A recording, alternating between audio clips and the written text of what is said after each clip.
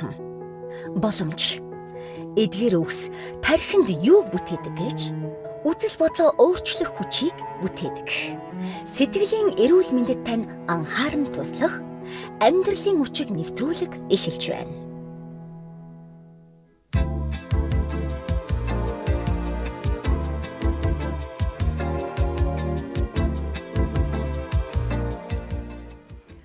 Гэр бүлийн радиотай хамтдаа байдаг эрхэм сонсогч танд энэ өдрийн мэнд хүргэе.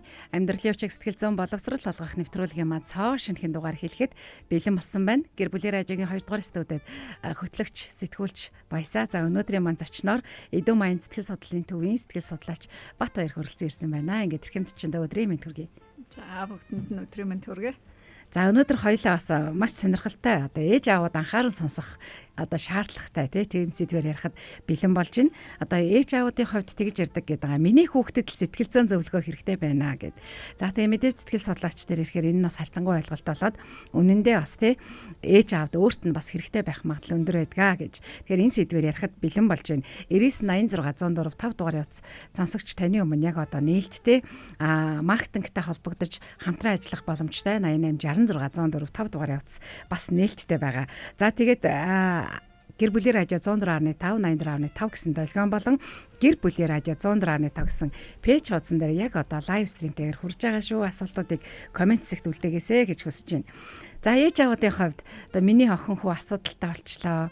Ууртаа бухимдалтай болчлоо.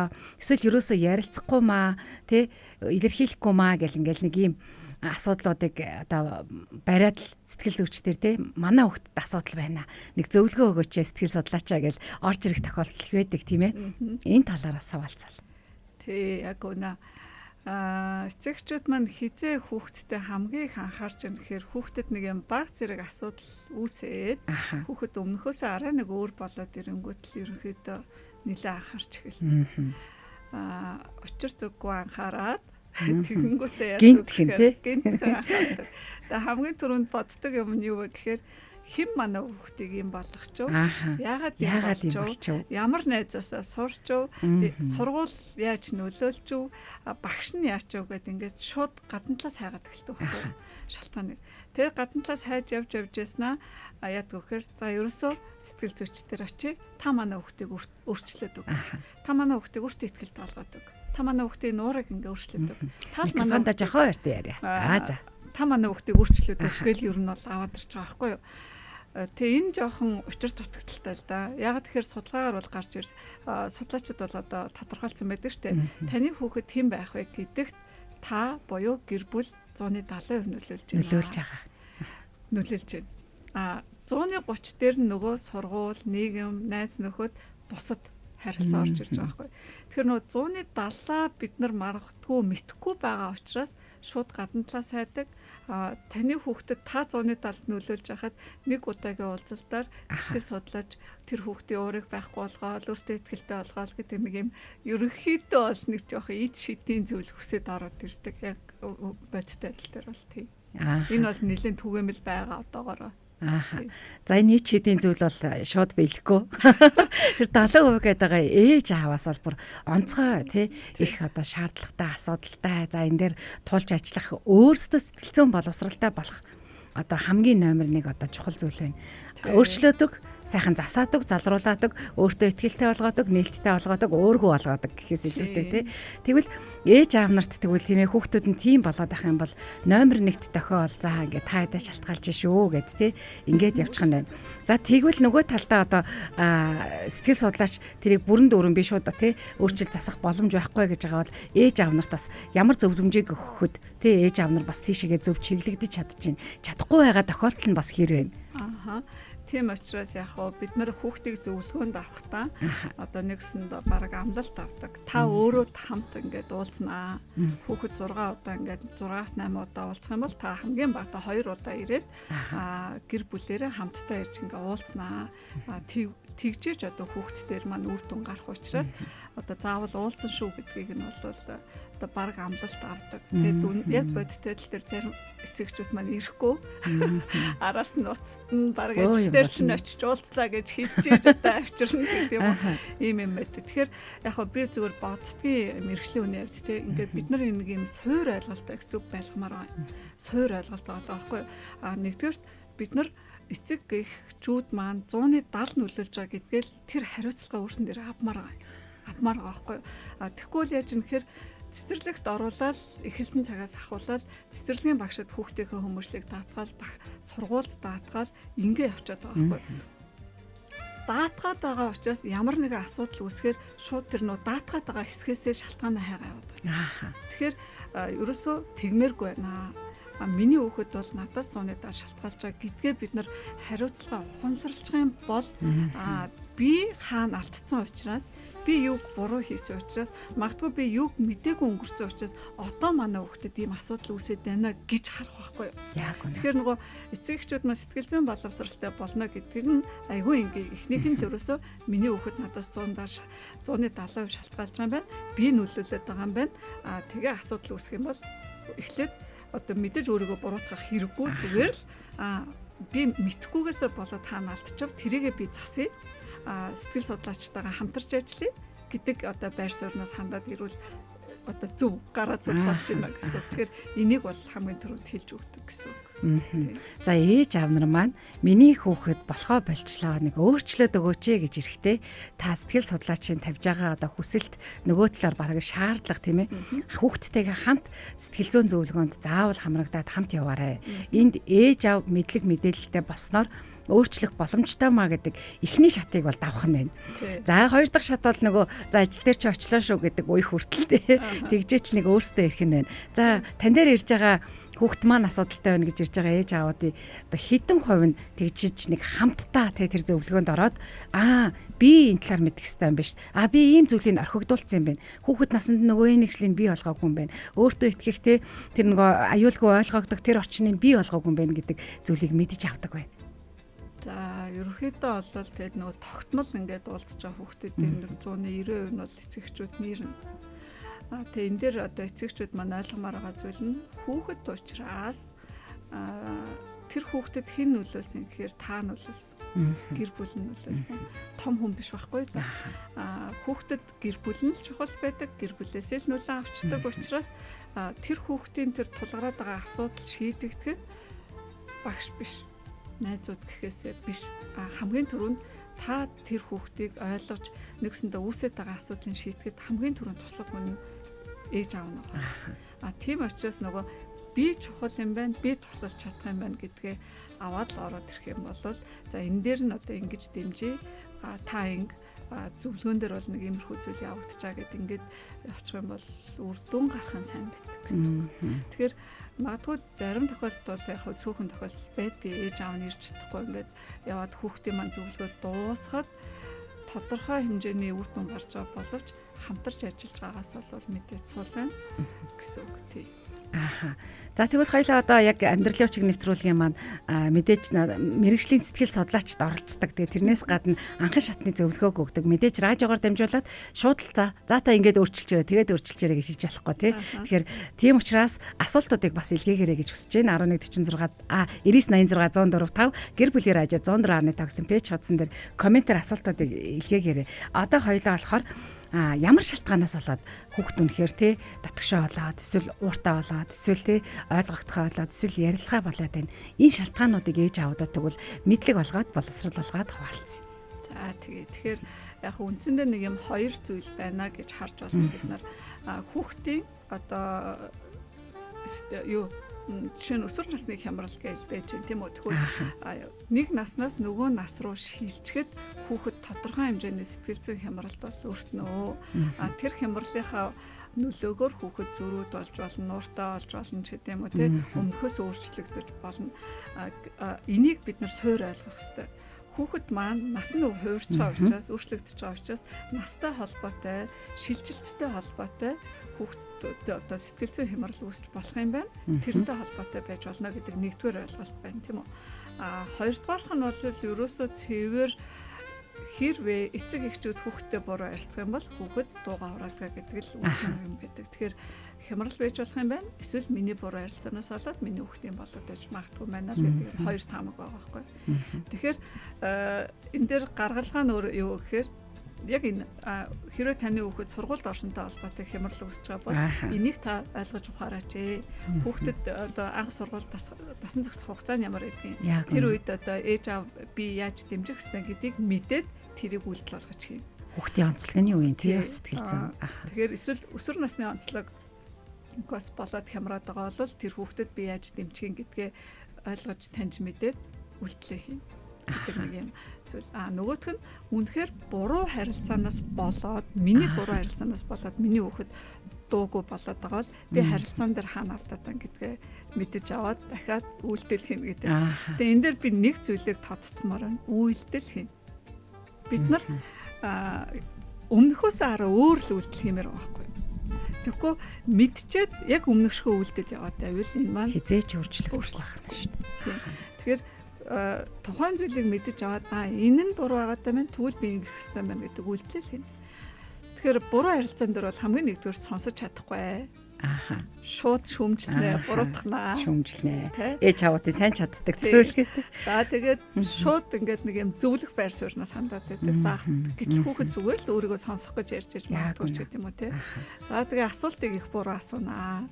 Одоо ихэнхдээ хаалттай асуулт асуудаг. Тэгээ хаалттай асуулт асуучаад манай хүүхд ярихгүй байна гэдэг юм яриад байдаг тийм. Тэгэхээр одоо тэр алдаад байгаа буруу харилцааныхаа эсгүүдийг л одоо засах хэрэгтэй болдог. За нэг талдаа хямрал ах нь одоо нас насны тий. За сургуульд орж байгаа хүүхдээр өсвөр насны хүүхдээр сая бол тайлбарлаж одоо ярьлаа. Нөгөө талдаа ээж аавын хүүхдтэйгээ харилцах буруу харилцааны арга барилууд сураагүй байдлууд байгаад идэг тий. Хүүхдтэйгээ яаж харилцахаа мэдэхгүй байна. Анх удаа л аав ээж болж байгаа юм да гэдэг тий. Нөгөө 5 настай хүүхдтэй ээж аав бол 5 настай хүүхдтэй л гэсэн үг гэд сэтгэл судлаач нар бас тайлбарлаад идэг шүү дээ. Тэгэхээр ийм зүйлүүд байх нь байна. Тэгэхээр ээж аавын хувьд тэгвэл яг энэн дээр одоо тий маш онцгойгоор ингээд миний хүүхд чи одоо нэгдүгээр ангид орж байгаа учраас нэг намар болохоор нэг ийм комментгүй постууд маш их яваад идэг. За одоо нөгөө хүүхдтэйгээ алцах хажуу айлын хөрш мөрш ингээд сонсогдох масагдах тий ийм яа одоо хүүхд маань нэгдүгээр ангид орж байгаа шүү тий ойлгоорой гэдэг ч юм уу. Тэгвэл тэгээ ч одоо уйлаан дуулаан орлон тий задон зохион болж ирсэнд орвол энэ хүүхдээ судлах тэгээд нэгдүгээр ангид орохт нь сэтгэл зүйн хувьд одоо бас ингээд дэмжлэгийн хувьд ээж аав бид нар ийм байх нэ гэдгийг мэддэг байх нь их чухал байгаа шүү дээ. Тэгэхгүй ээж аавд юу гэдгийг те за орж байгаа. Тэгтээ яахтай тэгээд энэ нь одоо ингээл ийм юм чинь одоо ингээл задон зохионоо хийгээл ингээл явна гэх гээд идэг шүү дээ тий. Тэгэхээр энэ дээр яг нэг онцолж хэлмээр байгаа юм нь та хүүхдээ мэддэг байгаа чи ажигладаг байгаа чи ажигладаг бай. Юуг ажиглах юм гэхээр тэр хүүхдийн гадналыг биш ээ дотортлын ажиглал сэтгэлийн ажиглал манай хүүхэд яагаад байна гэдгийг ажигладаг бай. Хүүхдээ маш сайн мэддэг бай. Тэгжээж бид нар хүүхдийнхээ хүсэж байгаа тэр зүйлийг одоо зөв үгэн зөв харилцана гэдэг юм гарч ирдэг. Тэгэл хамгийн наазах нь бид нар зан төлөв мэддэг бай тий. Сургуульд ороход жишээ нь манай хүүхд хурдан хүүхд юм уу удаан хүүхд юм уу юмыг одоо их нухацтай хийдэг юм уу хурдан анзаарахгүй хийдэг юм уу гэдгээс хамаарат одоо даалгавраа би яаж хийх юм бэ гэдэг юм гарч ирнэ тий. Тэгэхээр нөгөө талаасаа бас одоо чинь юу гэдэг өөр одоо хямрал гэдэг нь өөрөө нэг зүйлээс нөгөөрөө шилжчихэл үүсээд байгаа байхгүй юу? Цэцэрлэгээс сургуульд ороход хямарч байна. Бага ангиас дунд анги руу ороход хямарч байна. Дундаас ахлах руу ороход тодорхой хэмжээнд хямарч байна. За тэгээ өсвөр насн дээр хямарч байна. Гэт ингээд нөгөө хямрал болвол ингээд үеийн хүний хөгжлийн тасралтгүй л нэг хэлбэр байхгүй юу? Хямарч байна гэдэг нь өөрөө нэг хүчрхүү мууч гэсэн үг биш. Хямардаг юм байна. Тухайн хямралд би зөв хариу үйлдэл үзүүлэх хэрэгтэй байна л гэдэг юм. Тэгээд альва зүйлийн талаар эцэгчүүд маань зөв мэдээлэл өгөх хэрэгтэй. Жишээ нь сургуулийг ингээд хэтэрхий фантазаар өгчдөг байхгүй. Яг үнэн тий. Гоё. Сургууль бол гоё шүү. Өгчөнгөө. Тий. Тэнгүүд хүүхэд нь ороод гоё биш юм байна шүү. Гэт гоё гэдгийг хүүхэд өөрөөр төсөөлчөнгүүд ороо үзэнгүүд үгүй гоё биш шүү дээ гэд ингээд. Тэгэхээр одоо юу гэдэг альва зүйлийн талаар бид нар хүүхэдтэй одоо сэтгэл зүйн хувьд бэлднэ гэдэг нь бодит мэдээлэл өгөөл гэдэг үг. Дунд ангид ингэдэг шүү. Ахлахад ингэдэг шүү. Сургуульд орохоор ингэдэг шүү гэдэг нь өөрөө бэлдэж байгаа хэлбэр байт. Бодит мэдээлэл тийм байна. Тэгээд тэн дунд одоо бодит мэдээлэл гэдгсэн чинь андуурагдаад эндүүрэгдээд аав ээжийн өөрсдийн туршлага тий нэг тэрийг харж байгаа одоо хараа өнцөг эсвэл яг нэг тэр одоо мэдж байгаа мэдгүй байгаа байдлаас болоод яг ингээ буруу очих гэдэг те яг түрүүний таны хэлдгээр нэг гоё шүү эсвэл ёстой хэцүү шүү гэл те тэгэл яхаар хүүхдүүд тэр байдлаас нь ингээд мэдрэмжийг аваад эсвэл багшийнхаа талаар ингээд нэг жоохон сөрөг юм ярьчдаг тий багшийн талаар тэгэнгүүт хүүхдүүд хичээл сургуультай дургу болох ч гэдэг юм уу тийм байдлууд дахиад үсэл бий болж идэг. За тэгвэл ээж аавуудын хувьд дахиад энэ дээр сэтгэл зүйн хувьд сэтгэл зүйн боловсролын хувьд мэдлэг мэдээлэлтэй байгаад явах нь байна. За тэгвэл хямралаас гадна нөгөө буруу харилцаа гэж хэлээд байгаа. Энэ бол бүр асар их байгаад идэг баг. Таны одоо уулзчихсан ээж аавууд те хүүхдүүдийн одоо буруу харилцаа нөгөө нэг үйл тоогдож гин сонсохгүй байна. Шууд заварлал явж гин гэл те. Энэн дээр тэгвэл яах вэ? Эцэгчүүд маань нэг юм суур буруу ойлголтод татгалзах хэрэгтэй. Одоо ухамсаргүйгээр өөрөө ч анзаарахгүйгээр хийдэг юмнууд нь юу гэхээр хүүхдийг загнах ёстой, шийтгэх ёстой, загнахгүй бол үгэнд орохгүй, загнаж авахгүй бол одоо буруу хүмүүжлэлтэй болчихно. За ер нь бол хүмүүжүүлнэ гэдэг нь загнах юмаа гэдэг ихэнхдээ ойлгочод байгаа байхгүй юу? Тэгээ маш олон эцэгчүүдээ асуугаад байдаг юм нь хүүхдтэйгээ ингээд зөв харилцахаараа манай хүүхд давраад байгаа юм шүү. Энэ ингээд хүнээ байх гэдэг юм шүү гэдэг ингээд айгаад байдаг. Тэр байтугай хүүхдээ ингээд хайрлая гэхээр үгүй энэ хайр чи ихтэй энэ хүүхд эрхлэх гээд байгаа юм биш үү гэд ингэж ойлгоод байдаг. Тэгээ эндээс нөгөө юу харагдаад байдг вэ гэхээр хүүхдээ хүмүүжүүлнэ гэдгийг ерөөсөө уламжлалт тэр нэг одоо тохирохгүй аргаасаа татгалзаж одоо болтол бид нар чадахгүй байна.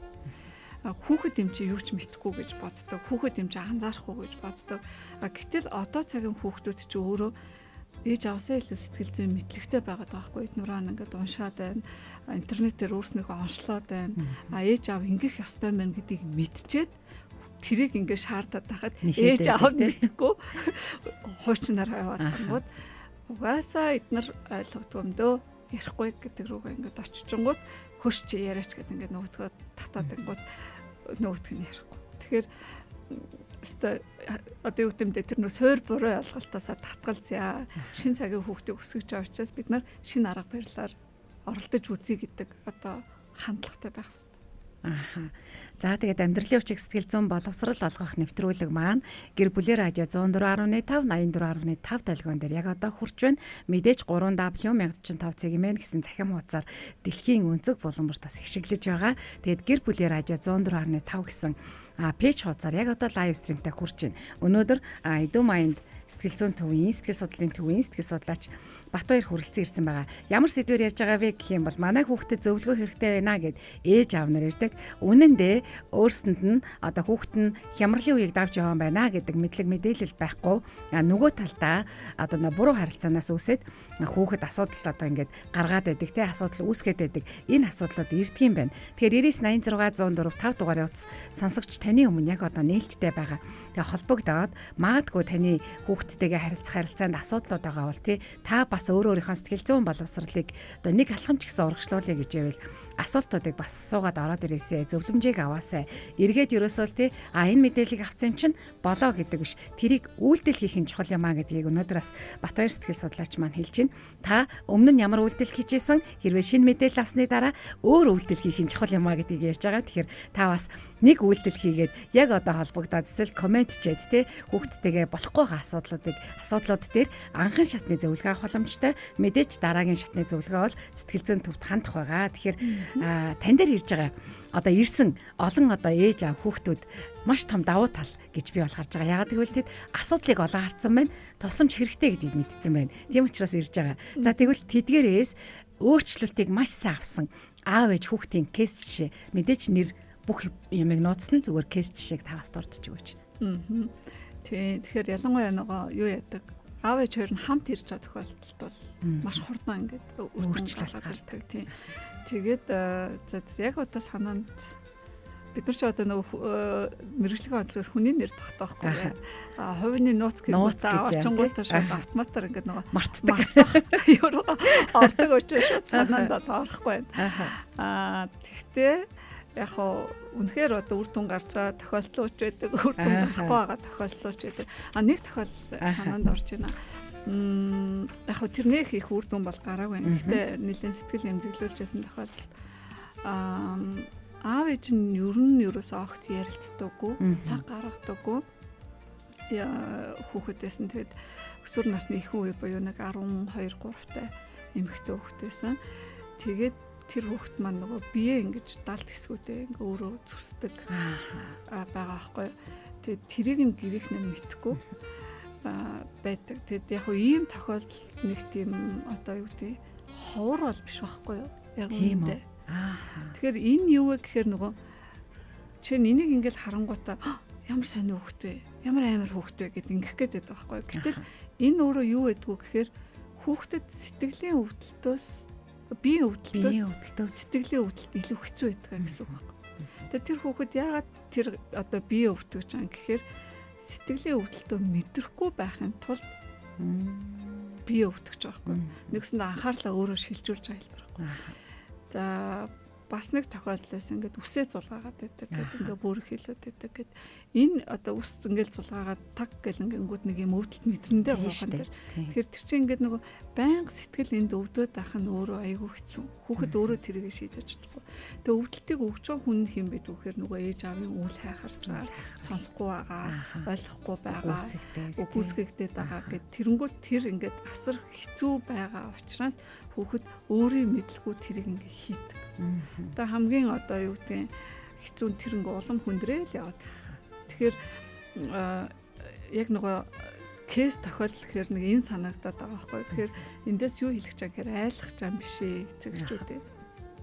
Хүүхдэд одоо цагийн бүх хүүхэд эрэгтэй ч эмэгтэй ч альч насны хүүхэд маш мэдрэг.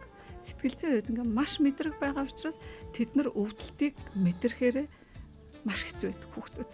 Тийм учраас өвдөлтөө ингэж шилжүүлээд бие өвдөгч юм. За эсвэл одоо сая сүүлд зөвлөгөөнд явж байгаа нэг 15-тай эмэгтэй хүүхэд тамхи татсан ингээл одоо ээж аав нь манай хүүхд тамхи татчихлаа болохоор энийг нь болиул гэж аваад ирж байгаа байхгүй. Тэгээ уулзаа үзэхээр ингээл ярилцаал ингээд тамхи татгаар яаж ийн гэдэг ингэнгүүт би тайвшраад байгаа гэж байгаа байхгүй. Тэнгүүд ээж аав хитрхи хяндаг. Бүр ингээд хянаад одоо зөөрлөх юм бол тэр хүүхдийг яг ингээд нэг багцуулаад байгаа юм шиг санагдаад байгаа байхгүй тэр хүүхэд. Тэгээд тэр тамхи татах үед ингээд нэг би тайвшраад байгаамаа гэж хариулаад байгаа байхгүй. Тэгэхээр энэ бол одоо нөгөө хитрхи сайн аав ээж байгаа байхгүй одоо хит хянаад. Тэгэхээр бас л яаж юм гэхээр хүүхдийнхээ нас сэтгэл зүйн онцлогийг мэдэхгүй байна. 15 та хүүхэд гэдэг бол найз нөхөд төвтэй болцсон. Тэдний хувьд аав ээж биш найзууд нь чухал байгаа учраас найзуудтайгаа баймаар байгаа. Гэтэл ээж аав тэрийг хориглоод бүх юмыг хянаад цагдаад байгаа учраас тэр хүүхдийн хувийн орон зай, хувийн хэсэг нь хаагдаад байгаа учраас тайвшрах гэж тамхи татаад байгаа. Тэгэхээр хэрвээ энийг ойлгоод тэр хүүхдийг тайван байлгуул тамхи татахгүй байх гэдэг байна. Гэтэл аав ээж болохоор найзуудаасаа бараг муунуулаа аваад татаад байна гэж ойлгоод байгаа. Чинь бас нэг тохиолдол мэрэгжил сонголттой холбоотой байсан байна. Манай хүүхэд одоо компьютер тоглоом тоглоод байна. Бараг донтчлоо энэс нь салгамаар байна гэж ингээд ирж байгаа. Гэтэл тэр хүүхдийн тоглоод байгаа шалтгаан нь өөрөө юу байсан гэхээр мэрэгчлээ сонгож чадахгүйтэй холбоотой. Өөрөөр хэлбэл гэрт ирэхээр чи мэрэгчлээ сонгооч гэдэг байгаа хэрнээ шахаанд ороод байдаг. Гэж шахаад байгаа хэрнээ зөвл туслахгүй байхгүй. Яг ингээ боддоор зөвлөлөө байхгүй, зөвлөгөө авахгүй тий. Сургууль дээр очихоор багш нар нь мэрэгчлээ хичээлээ сонгох хурдл гэл ингээд өгдөг. Тэнгүүт нөгөө хүүхд чинь ингээд байнга нөгөөтгөө орон унтахтайч бодол өвлөс хэрэгтэйч бодол ямар мэрэгчлээ сонгох уу гэд сонгож шийдвэр гаргаж чадахгүй байгаад ирэхээрээ тэр таагүй байдлаас сарниулах үүднээс тоглоодсон байгаа байхгүй. Тэгээ өөрөө бас тэрийг мэдэхгүй шүү дээ хүүхэд. Тийштэй мэдэхгүй. Ингээд тоглоод байна. Тэгээд ярилцлагын зөвлөгөөний явц явсараад ер нь яагаад тоглоод байна гэдгийг тодруулангууд мэрэгчл сонгож чадахгүй ингээд байнга тэрэндээ санаад нэгсэндээ санаа зовлтоо бууруулахын тулд тоглосон байгаа байхгүй. Тэгэхээр одоо ингээд хэлвэл эцэгчүүдэд маань маш ойлгомжтой байх гэж бодож байна.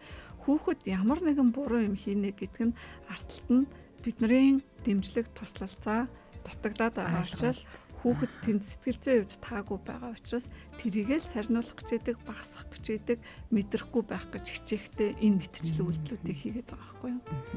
хайрлаад тахт чинь буруу зүйл рүү явлаа гээл те. Хамаг зүйлийг чи хангаж өгөөд тахт чинь тэгэл ингээл янз бүрийн асуудалд ороод ахын, асуудал гаргаад ахын ингээд байдаг.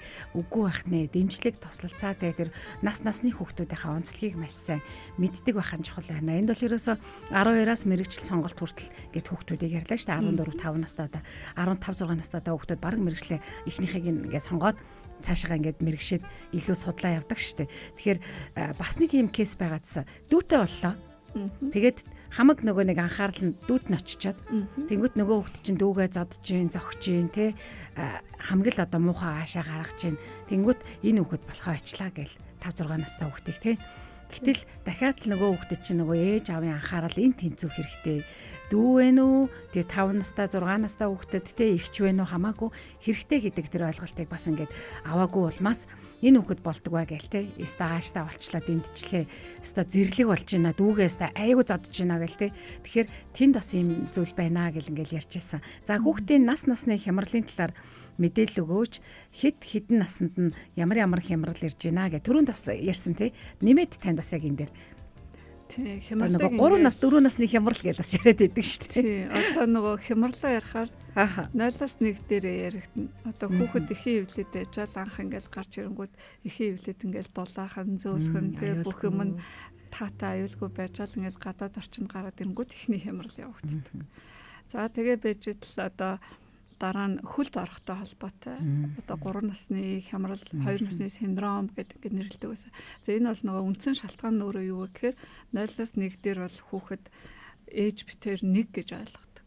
Битээр 1 л хүн гэж ойлгодог. Тэгээ хөлд орсонтой холбоотойгоор хүүхэд маань би чинь тустай хүн юм байна гэдгээ ойлгож эхлэнгүүтээ хямрал үүсэж байна. Тэгээд хүүхэд зөрүүд болдог, уйлдаг. Би гээл ингээл тий маш их яадаг. Тэгээ энэ айгүй хөөрхөн байхгүй уг нь бол хүүхэд би тустай гэдгийг мэдтэн холбоотой. Тий холбоотой хүн болгон тустай юмтэй байд юм байна гэдгийг мэднэ. Тэгээ айгүй хөөрхөн ингээ харамж болдог байхгүй. Тэр нь юутай холбоотой гэхээр аавын гэрийн шахаа тустай, аавын гар утас тустай, ээжийг тустай гингүүт миний юм хаана нэ гэд эхэлж байгаа байхгүй юу. Тэгэхээр айгүй хөөрхөн бүх юмыг ингээ минийх гээл. Тэнгүүт ээж аауд нь мэдлэггүйгээсээ болоод манай хүүхэд харамж болчлоо гэдэг. Тоглоомоо нөгөө хүүхдүүдээс харамлаад тэр нь зарагддаг тий. Тэгэхээр эн чинь өөрөө юу вэ гэхээр таны хүүхдийн хөгжил зөв явагдаад та харин баярлах хэрэгтэй байхгүй юу? Миний хөгжиж хөгжил одоо зөв явагдаж байгаа юм байна. Яг энэ насн дээр бол ингээ минийх гэдэг юм гэд ингээ мэдлэгтэй аав ээж бол баярлаж хүлээж аваад тэрийг зөв зохицуулна. Гэтэл мэдгүйгээс бол яаж юм гэхээр чи яагаад юм харамлаад байгаа гэдэг нөтгөө одоо хүчээр шийдээд ингээ авчиж байгаа байхгүй. Тэгэхээр одоо энэ хямрал бол явж байгаа. Хөлд орсонтой холбоотой ерөөхдөө тэгээ үргэлжлэх хугацаа илэрх шинж тэмдэг гэдэг тухайн хүүхдүүдээс хамаарат ерөнхийдөө янз явагдана. Нэг хөлд орох 2-оос 3 дээр бол энэ хямрал явагдаж байгаа. За дараагийн хямрал гээл тэнгуут нөгөө цэцэрлэгт орноо. Анх удаа хүүхэд маань нийгмийн харилцаанд орноо. Тэрнтэй холбоотой хямрал явагдана. За дараагийн хямрал сургуульд орохтой холбоотой явагдана гэд. Тэгээд бас л шинэ орчин, шинэ юм гээд ингээ авчиж байгаа. За тэгээд бага анги төгсөөд дунд ангид орохтой холбоотой хямрал зэрэгцээд нөгөө өсвөр насны хямрал. Тэгээ өсвөр насыг нэг юмыг бид нар ойлгомоор байна. Ерөнхийдөө сүүлийн үеийн эрдэмтдийн судалгаагаар 11 дээр өсвөр насыг хэлж байгаа 24 дээр дуусч байгаа. 24 дээр яагаад дуусч байгаа гэхээр тархины хөгжлийн хувьд гүйцэж байгаа. Тэгэхээр өсвөр нас 18 дээр дуусахгүй 24 дээр. 24 дээр юу болж байгаа гэхээр тарих бүрэн хөгжөд дуусч байгаа. Эрсдлийг тооцоолох чадвар бүрэн хөгжиж байгаатай холбоотой насанд хүрлээ гэж үздэг. Тэгээ өсвөр нас маань дотроо ихэн, дунд, сүүл үе гэдэг энэ дундаа жоохон ялгаатай. Хамгийн одоо хэцүү хурц хэсэг нь бол ихэн үе нь байгаа. Нэг 11-ээс 14 хүртэл. Тэгээд нөгөөд нь бол ялгаатай явчихна. За тэгээд явж идэл эн чинь эдэр насны хямрал гэж явагддаг. Тэгэхээр ингээд хямралууд бол явагдана. Дунд насны хямрал гэдэг тэгтгүрийн насны хямрал гэж явчихна. Тэгэхээр яг нөгөө хямрал гэдэг маань одоо энгийн зүйл юм а гэдгийн төр бол энийг хэлээд байна. Тэгэхээр хүүхдийг ингээд бид нар сая үргэлжлээд харах юм бол баг үе ялган дээр л тодорхой хэмжээний хямралуудыг туулаа явж байгаа. Одоо яг ихэнх үеийн одоо өсвөр насн дээр бол ээж аавууд нэг юм цоо шин ертөнцид тулгарч байгаа юм шиг, учирч байгаа юм шиг тий. Нөгөө хүүхдүүд ээжээ аваа хайртай шүү гэж нааддаг байсан чи болол бараг л өрөөнийхөө үдэнд орж болохгүй гэж бичээл нөгөө гадаадын кинонд гардаг шиг одоо Монголч ч тийм болчиход байгаа тий. Тэгэнгүүт чинь л энэ хүүхд яач үгээл нэг бол огцом ширүү харилцаал, нэг бол яаж харилцах ивэ болохгүй байгаад байдаг. Тэгээд тэр үеийн онцлог нь одоо 11-ээс 14 наснд тий тэгээд байгаа нь хэвэн шүү. Тим одоо шинж тэмдэг илэрдэг шүү гэд ингээд тайлбарлаж игвэл нэг октоор хүүхэд болчлаа гэл ээж аваад маш их яриад байдаг. Тийм. Тэгэхээр энэ нөө хямрал дээр тухайн хүүхдийн хямрал ямар байх вэ гэдг нь өмнөх наснд нь буюу өмнөх насны үе дээр нь эцэг эхчүүд яаж харилцъя. Сэтгэл зүйн хэрэгцээг нь бүрэн хангасан юм уу? Өмнөх насыг нь яг зөв одоо давж гарсан юм уу гэдгээс тухайн хүүхдийн одоо хямрал ямар байх вэ гэдг нь шалтгаалаад байдаг байхгүй. Жишээ нь бага насны энэ одоо 11 хүртэл тэр суур хэрэгцээнүүд хангагдаагүй бол өсвөр насны хямрал хурц явагддаг. Тэгээ өсвөр насны хямрал дээр яг хамгийн гол ихэнх үе дээр хэлмээр байгаа зүйл нь таны хүүхэд хямраад байгаа нь дааврын нөлөөтэй маа. Өөрөөр хэлбэл маш их одоо хүн амьдралдаа ерөөсө 2 удаа л дааврын маш том буст болж байгаа байхгүй юу? Ураг байхдаа буюу их хөвлөд байхдаа 3 сартад дараа нь өсвөр насны ихэнх дээр. Тэгэхээр таны хүүхдийн уурлаад байгаа нь даавраас болж байгаа. Дааврын нөлөөтэй сэтгэл зүйн тогтворгүй байдлыг хүн бүрэн хянж удирдахад хэцүү байдаг. Тэгэхээр насанд хүрсэн хүн хүртэл удирдах чадахгүй байх таны хүүхэд тэрийг удирдах чадахгүй байх нь аргагүй юм аа. Тэгэд хэлмээр байдаг гол үг нь хүүхдтэйгээ зэрэгцэж бити уурлаач. Яг үнэ. Танд хэцүү байна уу? Байна. Таны хүүхдэд тэрнээс илүү хэцүү байгаа гэж хэлмээр байдаг байхгүй. Тэгэхээр миний хүүхэд надаас хэцүү байгаа. Би энэ үед надад хэцүү байна гэхээс илүү би хүүхдэд туслах ёстой. Би хүүхдээ өсвөр наснаа давж гарахад нь туслах ёстой гэдэг байр суурьтай байвал болчих гээд. Яг үнэ нөгөө нэг илүү амс илээсэн шүү дээ гэж монголчууд яриад байдаг. Яг энэ сэтгэл зүйн зүйл төр ч гэсэн маш чухал юм шиг байгаа. Ээж аав нар л өөрсдөө л тэрэн дээр бас тий давж туулахын тулд зэрэгцээд л уурлаад орилол ашигчаал хэрэлдээл маргалдаал авахгүйгээр даван туулах нэг чухал байгаад байна. Тэгээд давхар хажуугаар нь эцэг эхийн харилцаа гэртээ нөгөө нэг одоо хэрүүл маргаан стресс бухимдалтай байгаа юм бэ гэдгээс шалтгаалаад хүүхдүүд маш их одоо асуудалтай байдгаа гэдгийг ээж аавд бас ойлгох хэрэгтэй байгаа юм. Нэг 12 настай хүүгээ нэг жишээ байсан. Байнгын хэрүүл маргаантай. Тэгээ хүү бас л ингээл ерөөсө сэтгэл хөдлөл мэдрэмж бүх юма хаачдаг, хуваалцдаг, хилдэг. Тэнгүүт л ээж аав энэ хүүхэд яатсан ингээл тэ дууга хураагаал инглээд гэлээгээл яг уурлаад байсан. Сэтгэл судлаач нар очисон чинь ерөөсөө л ээж аавд би ингээд яаж чилсэн намайг сонсдгоо мó. Бити хэрэлдээч муудалцаач гэсэн ч гэсэн энэ нь үргэлжилсээр байд юм аа. Тэгэд энэ нь өстө надад бол яагаад шийдэж чадахгүй асуудал учраас би ингээд тий дууга хураагаад сэтгэл хөдлөл мэдрэмжээ ингээд илэрхийлж чадхаа болцоо ингээд тий. Энэ гэр бүлийн харилцаан дээр. Тий, яг өнө одоо өсвөр насны хямралыг ихэнх нь бол мэдж байгаа шүү дээ. Ерөөсөө хамгийн гол илэрдэг шинж тэмдэг бол уурттай болдог. Зарим судлаачид бол хэлж байгаа шүү дээ ууралд сурч байгаамаа. Тэгэхээр ууралд сурч байгаа байхгүй юу манай. Зүгээр шүү. Тий, ууралд сурч байгаа учраас бид нар дагч уурлахгүй яа гэдэг юм хэлмээр байдаг байхгүй. Тэгэхээр тий хамгийн их шинж тэмдэг нь уурлага байдаг. За тэгэл эм орн гойнагл ганцаараа байхыг хүснэ. Тий тэр чи яаж ингэхээр би хий, би сайн хүн үү, муу хүн үү, би өрнө гэл ингээл одоо өмнө нь хизээч бодож байгаагүй зүйлүүдээ хүүхэд бодож эхлээл өөрийгөө таних гэж оролдоол. Тийм учраас ганцаараа байх гэж оролдоол байгаа байхгүй юу. Тэгэхээр хүүхэд ерөөсөө муу болоогүй. Өсвөр наснд явж байна. Энэ бол сайн юм аа гэд ингээ харчмаа. Тэгээд дээрэс нь яг хөө хэлмээр байгаа. Өсвөр нас гээл амар ингээл том болгоол. Хүүхдүүд маань ч ингээл хүүхдүүд маань өөрснөөс ингээд томруулаад байгаа байхгүй нөгөөдхөө өсвөр наснд бол би уурлах ёстой ч юм шиг те эцэг эхчүүд нь ч гэсэн за өстой өсвөр нас амар шүү. Тэгмээргүй байна. Мэдлэгтэй байгаад тэрийг яаж зөв давах вэ гэдэг дээр л явмаар байгаа байхгүй.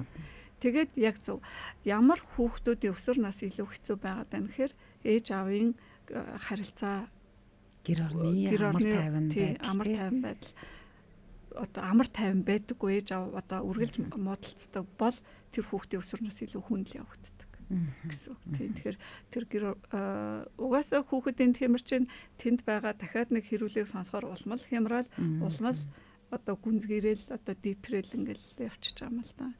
Тэгэхээр өсвөр наснаас өмнө хүүхдтэй анхаараасаа гэж хэлмээр байдаг юм аа. Явж явжгаад гів гинтхэн өсвөр наснд ирэхээр хүн шүү. Тэгээ одоо чинь сүүлд бас зөвлөгөөнд орж байгаа нэг хүүхэд маань хэлжсэн байхгүй юу? Яг үнэндээ энэ наснаас өмнө надад аав ээж хэрэгтэй байсан юм аа. Тэр үед энэ хоёр байгаагүй. Миндий дэргэд байгаагүй, намайг сонсоогүй, надад цаг гаргаагүй, намайг ойлгоогүй.